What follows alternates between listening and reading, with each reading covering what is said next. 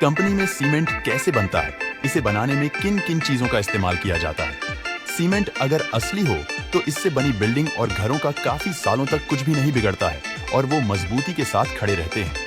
लेकिन वही अगर सीमेंट नकली हो तो इस वजह से हमें काफी ज्यादा नुकसान उठाना पड़ सकता है। सीमेंट को बनाने में 4 चीजों को इस्तेमाल किया जाता है, जिसमें पहला लाइमस्टोन यानी कि चूना पत्थर। ये जो चूना पत्थर होता है, इसमें कैल्शियम कार्बोनेट की मात्रा काफी ज्यादा होती है। दूसरा है लेटराइट।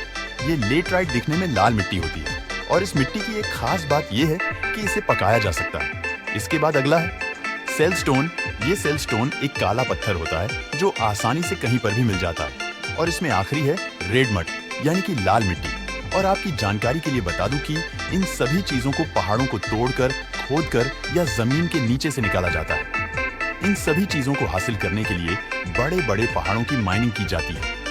पहाड़ों से इन सभी चीजों को हासिल करने के लिए बम का इस्तेमाल कर ब्लास्ट किया जाता है। बम ब्लास्ट से एक ही झटके में काफी बड़ा पहाड़ टूट जाता है, जिससे पहाड़ों के टुकड़े टुकड़े हो जाते हैं। पहाड़ को ब्लास्ट करते हैं। इस सीमेंट का रॉ मटेरियल लाइमस्टोन यानी कि चूना पत्थर छोटे छोटे टुकड़ों में इकट्ठा हो जाता है और फिर इन पत्थरों को बड़े बड़े ट्रक में लोड करके फैक्ट्री में ले जाया जाता है। इसके बाद इन चारों चीजों को एक एक करके क्रशिंग मशीन की तरफ ले जाया जाता है। ये क्रशिंग मशीन इन सभी चीजों को अच्छे से बारीक करने का काम करती है।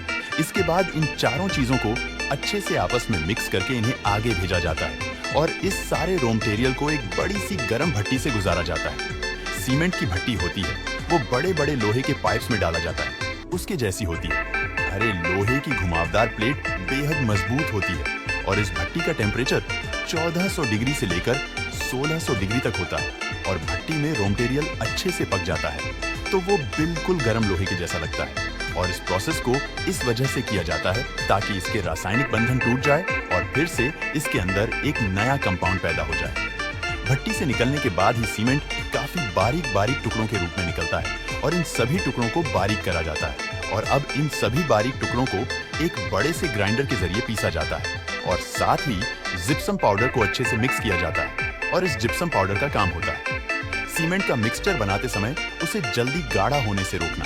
और बता दूं कि अगर किसी सीमेंट में जिप्सम पाउडर की मात्रा कम होती है या फिर उसमें जिप्सम पाउडर नहीं मिलाया जाता है तो उस सीमेंट का मिक्सचर जल्दी गाढ़ा होकर खराब हो जाता है। दोस्तों, अब ये सीमेंट बनकर तैयार हो चुका है और अब इसकी पैकिंग की जाती है और इसके लिए सीमेंट के पैकेट को सबसे पहले मशीन में फिट किया जाता है और ये जो मशीन होती है वो ऑटोमेटिकली सीमेंट के पैकेट में सीमेंट भर देती है।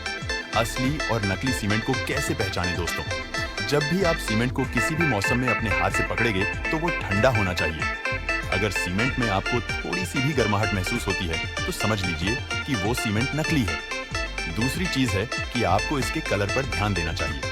सीमेंट का कलर एक जैसा होना चाहिए। दोस्तों, वीडियो पसंद आता है तो लाइक और शेयर करें।